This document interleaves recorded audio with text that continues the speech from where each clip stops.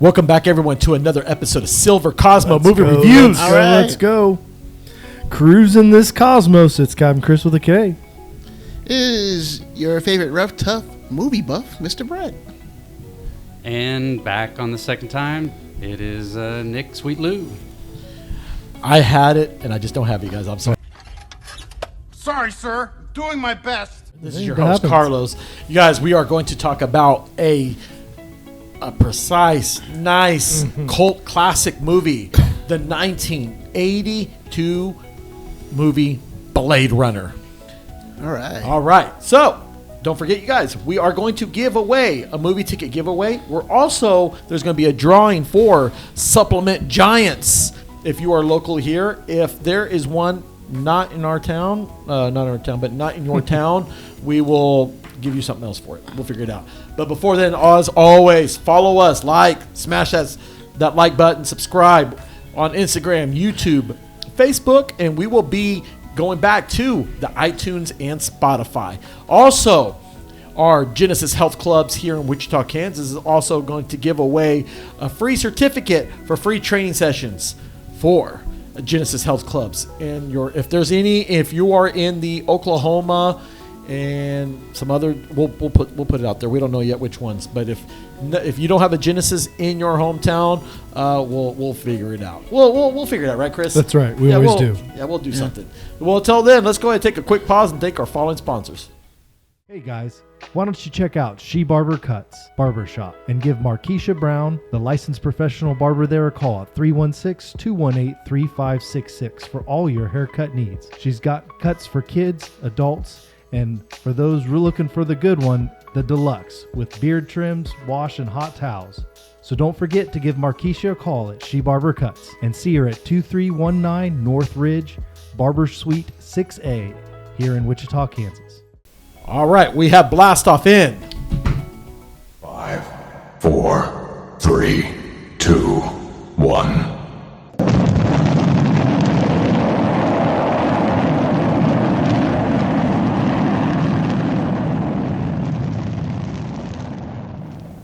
All right, Blade Runner, starring Harrison Ford, Rutger Hauer, Sean Young, Edward James Olmos, and Daryl Hannah. Directed by Sir Ridley Scott. So let's go ahead and hit that jet fuel. Spoiler alert! If you haven't seen it and you don't want us to give it away, then... All right, so let's talk a little bit about Blade Runner. So Chris, give me a little bit a dive in about what is Blade Runner about. Well, it's a sci-fi film. It was written originally, the screenplay is based off of a book called Do Androids Dream of Electric Sheep? And it's written by Philip K. Dick, which is a very well-known, quote-unquote, Hall of Fame sci-fi writer up there with Asimov and Herbert and all those guys.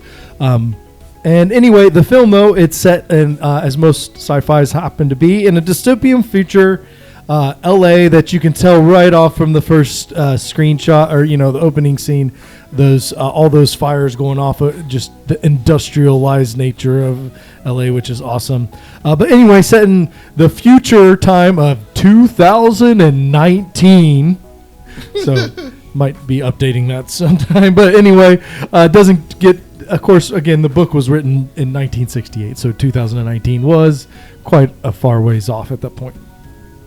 But it's about essentially the struggle between the humans that are still surviving on Earth and what we have known as replicants. The movie leans more towards the term replicant, although they're called androids in the book. But even in the book as well, they're bioengineered humans, essentially. They're not necessarily like robots, like we think of robots being a bunch of gears and stuff in our deals. Just a little history on the replicants. But they're bioengineered by the Tyrell Corporation, the big bad top corporation of the movie, and we really zoom in on the main character. You have Roy Batty, but the main character being Harrison Ford's character, cop, quote unquote cop. He's not a cop; he's a Blade Runner, right? Rick Deckard. So okay. that's kind of leading into the we didn't get into characters, but Well, we know right now, so on that as well, let's just take a scale back. In the novel, now, if you want to read the novel's great. And as Chris said, this writer has wrote movies that you probably know. Minority Report. He's done The Adjustment Bureau. So he's well known. yeah, He's a well-known guy. So, in this dystopian future, we know already that when you're going into this movie, you just got to know who your game players are. So, we've already broke up. You have your cops known as Blade Runners. And Blade Runners is a group of specialized cops that retire. The next group, which is called androids, but in the book they call them Andes, and then also in the movie they're referenced as skin jobs. So now you have that going on, and then the main deal we have going on is life. And so I want to give this over to Nick. Tell me a little bit about. Let's start off with the plot itself. Chris already kind of laid out the groundwork. What, for our viewers that's never seen Blade Runner, Nick, what do they need to know so they don't get lost in this movie? Well, the general plot, you're just gonna think of what the theologies and what your perception is of humanity. And throughout that movie, those are touched throughout here and there. Each person kind of questions that, what is humanity, throughout this movie. There's a lot of story going through the whole experience of that in both a human form and a biological creation. So in the end, and also having these relationships that are personal yet also more overwhelming to think about in a lot of instances. So I think one of you guys could go through the plot a little bit more. Okay. Now, Brett, I want to ask you, in the plot itself, what did you take on Harrison Ford character, Deckard? That's his name. Mm-hmm. What does the viewers need to know about Harrison Ford's character? I mean, he's this old retired cop. I mean, he just wants to live his life. Wants to be left alone, and then all of a sudden he gets dragged back into the work that he didn't want to be a part of anymore. And based on that, it's kind of like, okay, so and he goes around trying, of course, asking the questions, doing what he does. Because at first when he first gets back to the police precinct, he threatens to leave, and then they said, okay, if you don't, we'll throw you in jail. I'm like, okay, so what has he done so that was so dirty that they wanted to throw him in jail over? Well, go ahead. No, the deal is that he's one of the best Blade Runners. Yeah. And so the thing is that you're retired, but you're not retired. Yeah. So they call him out to come on in. And, of course, the one that likes to antagonize him and give him a hard time is Gaff, which is played by Edward James Olmos. Or watching him. Watching him closely. We'll talk about that. Mm-hmm. So let's go ahead and now that you guys have an idea what's going on here, let's talk about why we should watch this movie. So I'll kick it off with, you were in the 80s movies. There were a lot of great movies. You're talking about E.T., you've had Rockies, you've had The 48 Hours, you've had... But during this time, E.T. was kind of the movie. It was the thing. Now, people that say, well, who's Ridley Scott? For the new and upcoming movies that he's done, let's say Prometheus, he's done like the Alien movies. Franchise. But for the ones that know who he is, he did Gladiator, Thelma and Louise, Body of Lies. Incredible. I mean, he's just a great. I mean, really. And then, of course, one of my favorite movies. Hopefully, we get to do it. Black Rain. So, in this movie, he was trying to do Dune, and the problem is with Dune is that it just couldn't lift off until we didn't get to see it until later on. Effects. And then we saw it just recently with director Denis Villeneuve as well, and so we're looking forward to that. But here's the thing. Let's start off with the premises of it. So we know that these androids, which is played by Rutger Hauer, which is Roy Batty, and also Daryl Hannah as well, and then the other two that they were kind of minor roles. And don't forget Sean Young. Sean Young plays the Nexus 6, which is she's another replicant. In this movie, in this itself, one of the key things that I try to tell the people that have never seen Blade Runner is to not focus so much on the meticulous details, because you're going to get lost. I've seen this movie multiple times and I'm learning something. There's still something new every time, right? It's kind of like watching Tenet or watching there's so many Interstellar. layers. There's so much. It's just you could just peel the onion and then, oh wait, I didn't know that. Oh wait a second, I didn't know that. And so with Blade Runner, you got to go in saying, okay. And if for the ones that have seen like Blade Runner 2049 that were lost and they try to go back, some have told me I fell asleep. I said, because you just got to get in that mood. I think with the night lights, with the rain, with the neo cyberpunk kind of theme, it's cool. The music with Vangelis just kind of makes it kind of, I hate to say this word, but boring.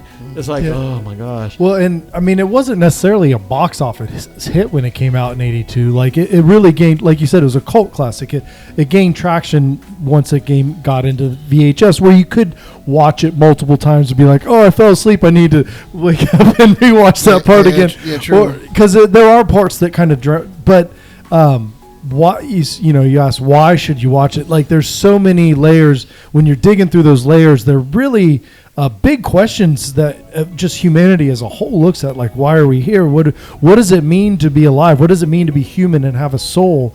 And you're comparing normal humans with replicants that only live for 4 years, and essentially they're fully grown people with fully grown brains, actually really almost mechanical, computerized brains, even though they're still bioengineered, and above, top level features, but they're hatched in a sense as full grown adults, but mentally, as far as sociality and experiences, they're just children. They don't even make it past 4 years old. And so all they want to do is live. Yeah. And isn't that all that any other human is wanting to do? I just want to live. That's all the humans that are still stuck on Earth. They're trying to figure out how to live. They're expanding we're using replicants, these manufactured life forms, and really we're putting an expiration date on them only so that they don't overtake us. We are robots. Really, like if they don't have as many the weaknesses normal humanity has, they could live for however long they would. In the movie itself, another key component is that, and Brett, I don't know if you caught on to this, you're in a future where they were, and they elaborate a little bit about it in the book, and then you kind of see it here and there with the movie, that the human race, their resources are getting limited, so they're getting encouraged to go off-world. Hey, you want to go to off-world? We'll throw you in an android. That's the world's basically dying at that. That's what it's all industrial. We're just pumping nothing but pollution everywhere. Yeah, that's one of the biggest things that you call about it, that it started, resource. Yeah, of course, you said the resources limited, and that they're looking for ways to extend the life, and that's what Roy Batty was fighting for, basically. Right, and then you also see a huge hierarchical system just in the way the city's laid out. You have the head of the Tyrell Corporation lives in the very highest tower. The police are air. You see flying cars, but it's not common, which kind of leads that spinners. They're called spinners. Yeah, that these are for the wealthy or the elite class, where the poor peasants are still walking down on the ground riding bikes and stuff. If you guys have a chance to, when you watch the movie, watch what the cop tells Harrison Ford. You're little people. Right? I love that quote. You're little people. So, but yeah, just reasons to watch it. There's so many. Let's dissect key parts of the movies that you enjoyed. So I'll start this off with you, Nick. Tell me what would be one of your favorite parts of the movie. Well, I think the end. You know, it kind of wraps up the bad guy turning back into good and having that humanity. Spoiler alert. And thanks to you, that's over now, and you've ruined that for me. Yep, we've got it. He's catching on quick, you guys. So, and that, I like the feel-good part of it, you know, and it gives me hope for what we're doing in today, honestly, because you think of it as a whole idea of soul or not soul, and humanity versus are you born with it, or do you just earn it? I like that, Nick, and I wanted to kind of piggyback what you said. That line, you know, tears and rain. All those moments will be lost in time. It's probably one of the iconic, memorable lines. Oh. 42, 46 Something like words. that. So And powerful. That actor, Rutger Hauer. Rutger, that was on money. And thank goodness Sir Ridley Scott approved of it. And so with the multiple versions that's there, I've always said, in my opinion, and I'll ask you real quick, my favorite version is the final cut because this was Ridley Scott's hands-on. Which one did you like, Chris? I think that was Final probably cut? the best.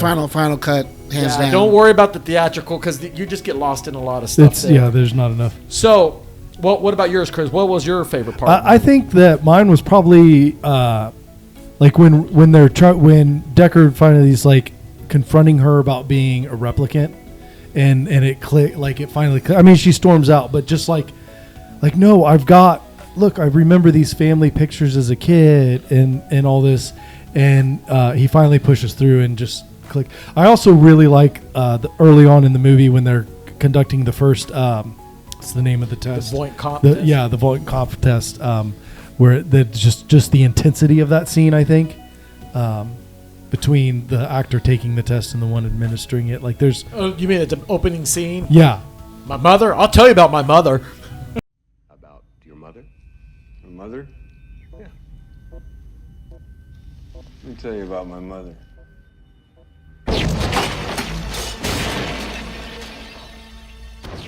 Yeah. So... I mean, well, basically, I'm the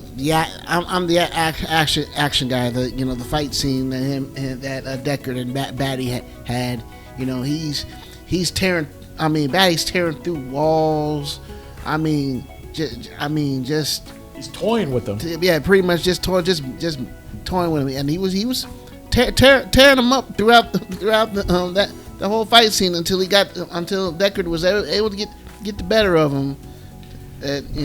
My favorite scenes it's got to be when they got into the spinner when Gaff, that's his name, Edward James Olmos' character Gaff, takes him up and you see the city like Los Angeles, you see the buildings, you see the Coca-Cola commercials, and it's just like breathtaking. Like, this is the future, what it's like.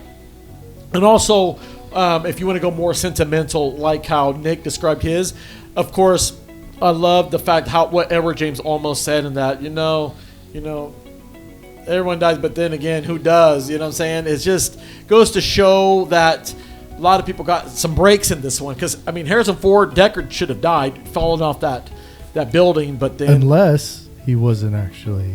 Okay, and thank you for bringing that up. So...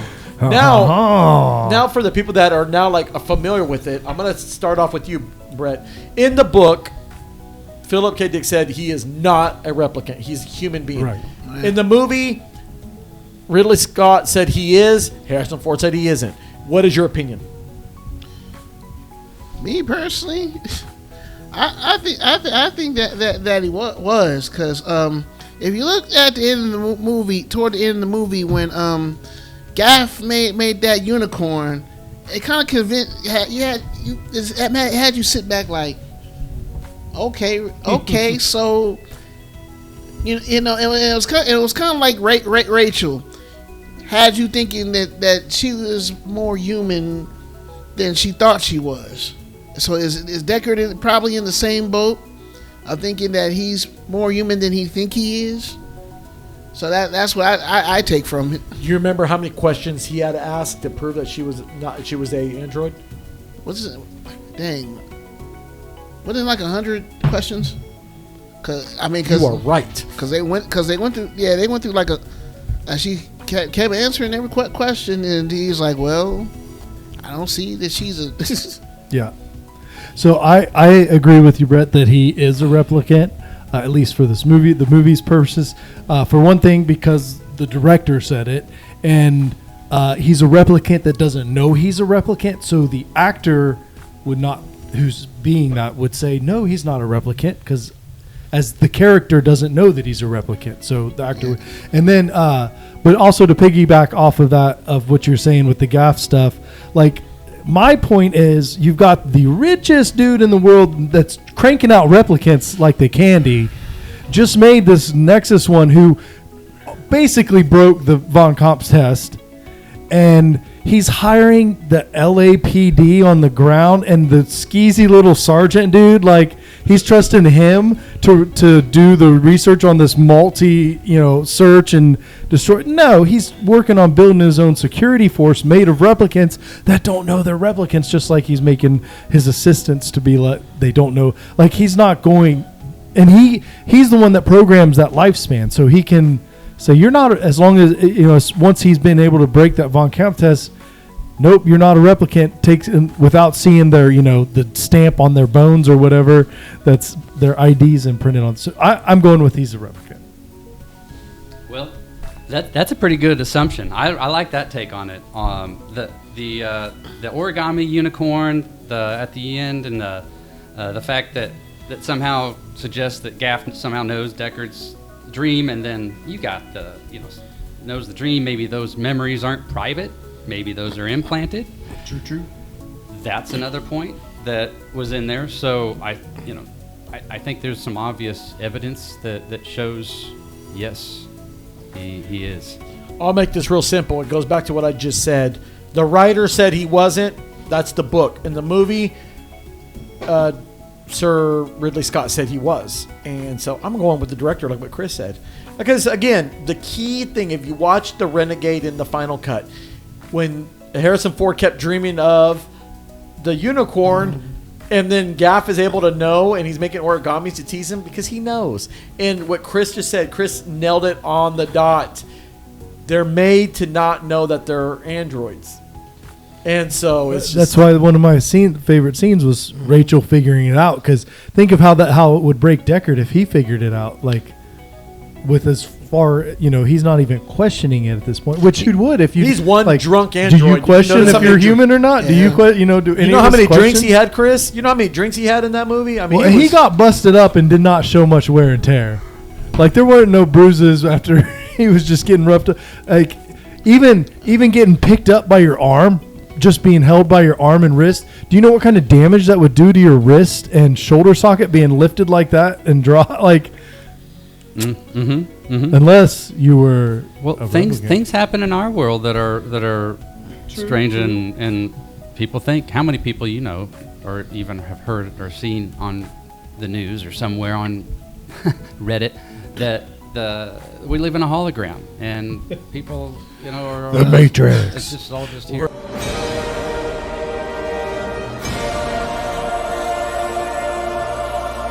We're in the Matrix. I knew I took that wrong pill. Actually, I just saw Neil deGrasse Tyson do a great debunking of the reason because of statistics, but we can get into that in a whole nother show. I'm not prepared for all that. So let's also talk about another core theme here. The Nexus 6 models, well, the Nexus models, that's Batty and the gang. Do you feel they were true antagonists, or do you have sympathy for them? I'd like to start that off with you, Brett. Well, more like anti-heroes to me. Yeah, that's. They don't want to cause harm to nobody. All they want to do is just live. I mean, they did kill 23 people on a ship. Yeah, just heads up. Yeah. That's okay. Then I'll take that back. What? A little bit, but I feel that if they can find this key to a longer life, what can it do do for them as as a race. Not to mention what could it do for humans as well. Mm-hmm. But that's the way I feel, that they're not necessarily just a bunch of rogues, but they, also just anti-heroes. Right, yeah, they're not straight up villains. They're not doing it out of hate. They're doing it out of a self-preservation. Yeah. So you can find some sympathy in that. And again, I mean, they are establishing themselves as actual life forms and not just throwaway devices, basically, which is how they've been treated up till now since their creation. Is just this pen ran out of ink, toss it. That's why they're going to the worst places in the close solar system trying to expand life, is because they're just throwaways. They're just we can build more, no problem. They only last a few years anyway, no big loss. They're not recreating, so they're not real life. It's treating them as not real life. So you do build a bit of a sympathy, I think, to that when they show that they can care, they do think, they do reason. And maybe even they have souls.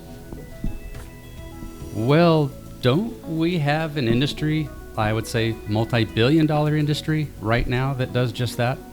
Tries to expand your youth and continue looking health goods younger and longer, and ways to eat better, and expanding your health, of your longevity of your mind, and all the things that you can do. Right now, it's very symbolic of that movie, and it's not symbolic necessarily, but it's like it, in the fact that we live our life trying to usually, or if not, try to live longer. You don't want to die necessarily hurting and hurting others or in a hurtful situation, and they're kind of in that same position. So it's very relatable. And that's what I think also makes the movie, again, impactful to a large audience. Well put, Nick. That's great, and you as well, guys. The way I found this movie was, I agree. They're not necessarily villains. It's just the deal is that you're only given a 4-year lifespan. You're going to the source. You're trying to find out, hey, how can I get a boost? How can I get a little bit more life? I want to meet my creator. I need that health and wellness plan, man. Right. And so you'd use some methods that were not cool, killing people to get to where you need to get. But at the end of the day, especially one of the key things I felt that, man, it bummed me out, was when they killed Sebastian and they killed the eye maker. It's because, of course, they're just like, well, they're not important. We need to get to the source. And throughout this time, people say, well, Deckard is the great guy, the good guy. But I question that as well, because he's killing he's still killing people. Without question. I mean, you're still killing an entity. And so therefore, what makes you, like what you're doing is right. Yeah. Or retiring, as they say. Right. As they say in the movie. Oh, that police dog. He's time for him to retire. Well, when he pow, retired, pow, pow. yeah, when he, Stop, guys, stop fucking with the gun. when he retired that dancer Priss, it bummed him out. It really. Well, and you notice, kind of on that note of, is he the good guy? Aside from Roy, he retires everyone by shooting a bunch of women in the back. That's his, every retirement scene is him shooting them in the back. Yes. Coward. Come on over here. Come on, coward. They're just leaning to that. Is he a good guy, or is he just a replicant doing his job that doesn't know it? Yes, because he couldn't look him in the eye when he shoot him. I don't know. I don't know. I mean, it doesn't necessarily show, he didn't set it up to plan it that way necessarily. It's just how it happened. They're always running away and pop out. Well, he couldn't do that with Batty. Batty got the best of him. Yeah. And Batty got the best of his creator too. That I forgot about that scene. Gouged his eyes out. Yeah. Well, and that's a big. There's a big stuff around that scene too, because it's the meeting your maker, meeting our creator. That's to him. That's what it's meeting his God, and his God is flippant with him. Whatever, you're gonna we're making more. You think you're all that? You ain't. And you're not. Yeah, so, and they fear death. They have emotions. They didn't choose to be created, and just like us. They're doing the best with what they've been given and what was created, and then so. Because you had combat models, you had pleasure models, you had low IQ models. But they didn't get to choose any of those roles. And that's the part what I would like our listeners and viewers to check out. So, but okay, so pretty much that wraps that up, you guys. Let's go ahead and take a quick pause and thank our following sponsors. Well, I don't know about you folks, but here at Sports Fellas, things can get, well, a nice right funk going on sometimes. And in that time of need, we turn to our friend Kimberly Sampson, our own personal Cincy independent consultant. She is our favorite star consultant, so for your scent needs, get a hold of Kimberly at heavenlyscentswithkim@gmail.com or visit her website, heavenlyscentswithkim.cincy.us. You can also call her at 316-282-7363. That's Kimberly Sampson at Cincy, our favorite independent consultant. So Silver Cosmo Movie Reviews lining movie ratings is presented to you by State Farm. Presents the 4 symbols. So for each movie that we do a symbol of the movie. So we're going to have a little Blade Runner. So that's Blade Runner stamp. Out of 4 stamps, I'm going to kick it off with you, Nick. This movie, how many stamps do you give? Out of 4, I will do 3. All right. I'm going to go 3.5. It's an excellent movie. I think it still holds up pretty well. Graphics, CGI wasn't there in '82. I'm only knocking it just a little bit because it is takes that a little bit of repetition. It's not an easy watch. Like, it takes some time, it takes some thought. So just because it's not a super easy, it's very intellectual watch. I'll give it a 3. Reason being, I mean, it inspired so much. I mean, it inspired, other movies, inspired video games. One of my personal favorites, the Mega Man franchise, which if you kind of look at it, it kind of copies it story wise. I mean, but if you're going to watch the movie, be prepared. I mean, it kind of drags a little bit. It's kind of, you gotta watch it at home. Yeah, you gotta watch it at home because it's kind of has that. It's that sci-fi, but a neo-noir sci-fi that kind of, but it drags a little bit, but there's purpose behind it. I'm going to say as well 3.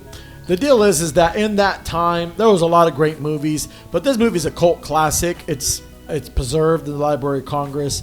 All that planning that went into this movie, and like I said, don't watch it if you're tired. Don't watch it late night because you'll fall asleep. I mean, it's got an ASMR kind of thing kind of going on, especially with the music.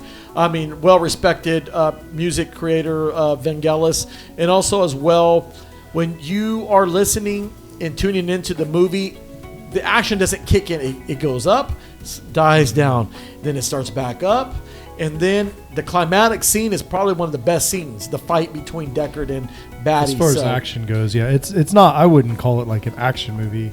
It's a sci-fi. Just a sci-fi. Sci-fi neo-noir. Yeah, that's a perfect. Wait till later on genre. when we do one of Ridley Scott's, one of his classics, Alien. I cannot wait when we do Alien as well. So, but you guys, that wraps up Blade Runner. Any shout-outs before we go, Brett? Shout out to all our movie buffs watching wherever you are in the world. Shout out to cast and crew as always. Hi, Mom and Dad. Yep. Shout out to all the fans and the crew. Thanks, guys. Ditto. Thank you all. Appreciate the invite back, and we'll see you soon. Stay tuned with Nick. You guys, we're going to have our cutting crew coming back as well. So we've got quite a bit of new projects that we'll be doing, so stay tuned on that. Of course, support your local movie theaters. You guys, I know you guys want to stay at home, sometimes streamline, but if you can once in a while, go show some love to the movie theaters because that's just one of the awesome places to be. So, as always, thank you guys. Thanks to the listeners. Thanks to the friends and family that tune in. Until then, we're out.